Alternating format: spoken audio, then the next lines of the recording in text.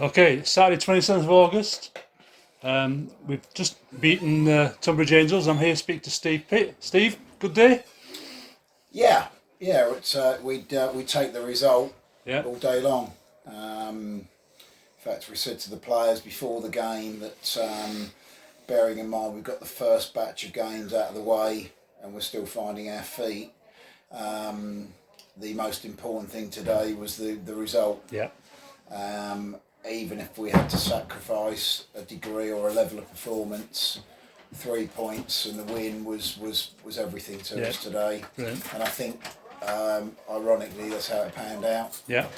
We'll talk about the game for a bit now. I mean, from my point of view, it's a bit of a strange game.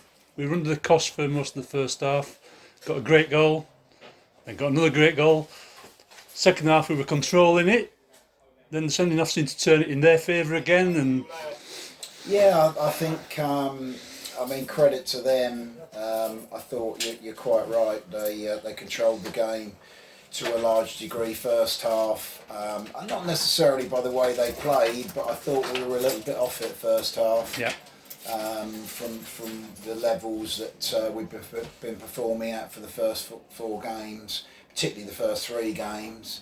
And thankfully, as we said to the players at half time, the forwards did their job. yeah, And on the balance of play, we didn't deserve to be 2-0 up. Of course, we didn't, but we had a couple of chances, and that was all we did have. And I thought Levi's was a great finish, and yeah, I thought Lamar's was a great finish as well. yeah, Unfortunately, having played the way that we had first half, it gave us a little bit of a cushion, and it certainly gave us a platform for the second half. And I didn't think it became very, very scrappy second half, particularly with their sending off and then our sending off. And sometimes you hope that you're going to manage the game a little bit better, but ultimately we saw the job through. We did the job, and we got the 3 points. yeah. And that was, as I say, ironically exactly how we set our stall out before the game with our players in terms of our preparation. The result was key. Yeah. I mean, Yuri, the incident now was, what was Levi sent off for? Throwing an elbow. Right. Okay. Now I can't comment. I was very, very close to the first incident when the boy, right in front of the dugout. The Tonbridge boy got sent off in the incident with Elfie Matthews. I saw a lot more of that. But Levi clearly was for throwing an elbow, and one assumes that the referee or the linesman have seen it. And we know the outcome. Yeah. And it's frustrating, and I need to watch the video, but we were well and truly in control of the game. We were then. at the time, yeah. And if anything, you think you're all right, you're going to close the game out, and in fact, maybe even we'd have finished the game more comprehensively, and then of course the sending off puts us under the cosh again and changes the dynamic. But we saw the job through. We got the 3 points, Yeah. and obviously for that we're extremely grateful. And it just builds on what we believe to be a very solid start to the season. Yeah, yeah. Well, it's 3 more points than we had this time last season, so it's improvement already. Right, Indeed. let's get to know a bit more about you, Steve. So, according to what I found out, you're 56-year-old, but you're a Chelsea fan. I am. Right, we'll move on quickly. Man and boy. Man and boy. And I make no bones about it. I make no apologies. It's like anything in football. You take the rough and the That's smooth, right. don't you? And trust me, when you're 12, 13, and you're sitting in the shed end, literally sitting in the shed end, and the shed end was called the shed end because it was a timber shed. Yeah, And you're drawing 0-0 on your 11th, 12th birthday with Bristol Rovers in the old second division. We take the last 25, 30 years all day long. yeah. Okay. Did you play it at all? I couldn't find any playing career for you. Yeah, I tore my first cruise ship when I was 20 at Harwich and Parkston. Unfortunately, in those days, sadly, cruise ships had never been heard of, or certainly not at this level of the game. Yeah. So I didn't get a correct diagnosis. What basically happened is every season for the next 4 years, I built up my quads pre-season, did as much work as I could. and 6 to 8 games into the season proper I'd break down again. Oh no. Simply because, and I lost two cartilages in that period, and ultimately 5 years later, after I sustained the original injury, I met the Dundee United physiotherapist on holiday in Ravello in southern Italy. He said, look, don't take my word for it, but it sounds remarkably like you might have done your cruciate ligament. I never even heard of my cruciate ligament at that stage. He told me to come home, speak to my GP, and get referred to a guy called David Dandy, who was one of the leading purveyors of that injury in the world at the time, at Adam Brooks Hospital. And 18 months later, I had the operation. And I started playing again, ironically, with Angelo's father, who's a close friend of mine and has been since the age of 11. I started playing again when I was 30 and then became a player manager. Right. So what sort of position were you playing? I played right back. Right back. Okay. And who were you player managing for? We started out with Gashrek in the Essex and Suffolk Board League, Jeff Harrop and myself. And then Jeff moved on to Colchester United, and I moved on to be player manager of Wivenhoe Town Reserves, who were then in the Essex and Hearts border combination, and I kicked my last ball in anger for them against the old Purfleet in 1997, I think. Yeah, something like that. Yeah. It's obviously a distant memory now. So what age would you have been when you packed it up? I finished playing when I was about 34, I think. Yeah, 34. So did you go straight down coaching, assistant manager or whatever after that? Yeah, I mean, basically I ran Wivenhoe Town Reserves as player manager for 3 years. And they were in the old Ryman 2 in those days, because obviously there was no conference north and south. You went straight from the Ryman Prem to up to the conference. So I managed the reserves for 3 years, or player managed the reserves for 3 years, and then Steve Dowman, who was the first team manager at Wivenhoe in the old Ryman 2, invited me to be his assistant, and that kind of transcended me from obviously the player management and the reserve team situation to the first team, and it kind of all began there really. Yeah, okay. So looking at what I found, you've been at Chelmsford, Wivenhoe, Heybridge Swifts, Bishop Stortford, Brightlingsea, sometimes as director of football, whatever that is these days. I've had a number of roles. I've obviously managed in my own right. Yeah. At Wivenhoe, Stanway, and also at Leiston. And I've been an assistant at the various other clubs, or head of recruitment, or head of football operations, etc. At those clubs, I Billericay for 6 months last season, and obviously finally ended up here at the request of Angelo when Angelo got the job. Jeff, his father, was consulting me at the time anyway, and I kind of knew that something was going on. Yeah. And then literally as soon as Angelo got the job, he approached me about becoming his assistant, and it's kind of snowballed from there really. Yeah. So it's fair to say really you've got a good knowledge of local football. Down the leagues. Yeah, I've worked at every level, from step 7 to step 1. I had a brief spell at Welling United in the National League with Jody Brown, who's a friend and football colleague of mine as well. Had very, very short-lived spell at step 1. But yeah, the only level I haven't managed or worked at is step 6. Yeah. And I've worked at this level now for the past, and the league above for the last 10 years. Right. So I think I've got a fairly good knowledge of the level and players and what have you. And recruitment is something that I revel in and thoroughly enjoy. Yeah. So, how is this job sold to you, and what's the challenge for you here?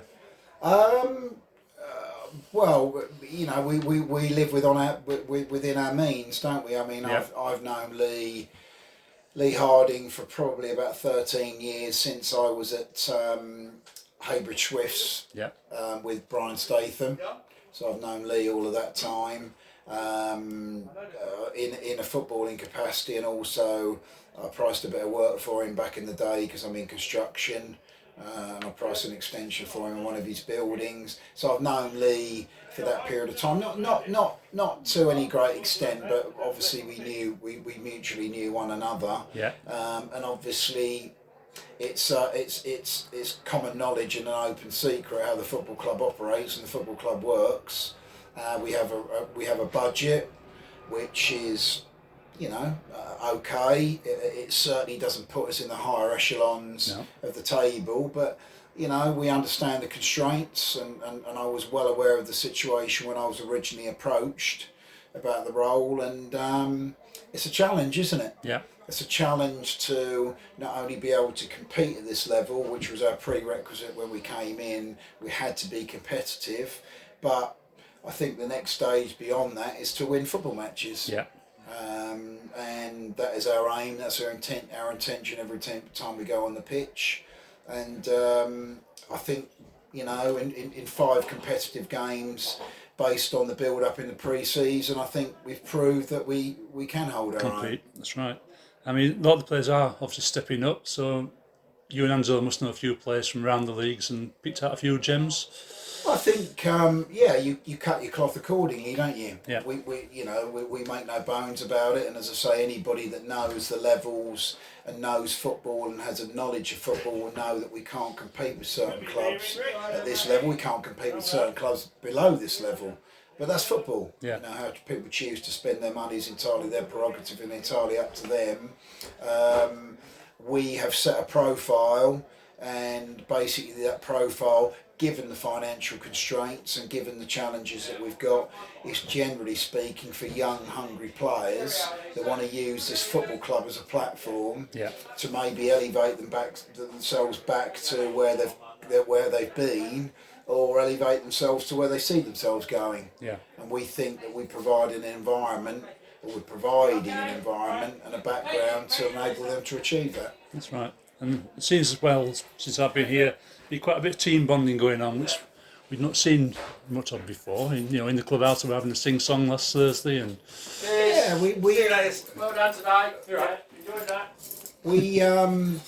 We're trying to create an environment based on what I've just said to you. It's predominantly a young side. As you know, I think we go Jon White, who's 36, to Willie Clemens, who's 27, but obviously Willie hasn't been playing in this country for very long, to Chris Regis, who's 25. And then really, in all sincerity, the group ranges from sort of 19 to 23, and that's the core of the group. Yeah. In an ideal world, we could do with a little bit more experience, but that's not always possible. And the profile of player we're looking for isn't always available, particularly with we've got to offer financially. So we're trying to indoctrinate and generate a kind of atmosphere and a spirit on and off the pitch that creates an enjoyable environment and allows predominantly those young players to flourish. Yeah. Early days, but I feel that we're heading in the right direction. Yeah, that sounds really good. Yeah. Now, I see you on Twitter, you're quite keen Twitter person. You're not a big fan of VAR? I wouldn't say I'm a keen Twitter person. I think social media is great if you use the platform for the right reasons. Yes. I'm not a believer in going on there and attacking people and attacking entities and what have you, but I do believe in free speech, and I do believe in democracy, and I do believe in a free opinion, for better or for worse. I've got some fairly strong views about politics, seen those. which basically I've held since I was a young man, and I'm not going to change now. It's too late for that. But yeah, I mean, I believe you should be able to express an opinion without attacking other people, slandering other people, and undermining people. I think that's quite fair and reasonable. And if you use it for those reasons, in my opinion, obviously it is my opinion, I think it's a good platform. It's a good medium. Yeah. Okay. And last thing I want to talk about, this is something we're trying to get rolling through social media, is England ladies football team, great success in the Euros, quite likely lots of compliments going their way and the interest in the ladies game. What would happen though if Braintree Town took on the England ladies? My honest opinion is, and I think what has happened in women's football has been fantastic, and for not just for women, but I think for the country in general, in terms of that success and that profile. It doesn't matter whether it's men or women; it's irrelevant. I think any positives in sport are to be applauded and embraced. And I think what they've achieved is phenomenal, absolutely phenomenal. And the interest that they've raised within the sport, women's football, is fantastic. But my honest opinion is that we would beat the England ladies team comfortably. Yeah, let's hope we can get on then.